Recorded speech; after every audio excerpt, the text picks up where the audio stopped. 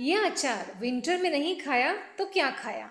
French हल्दी को power house कहा जाता है, जो हमें न्यूमरस हेल्थ बेनिफिट्स देते हैं, जो सिर्फ विंटर्स में ही अवेलेबल है।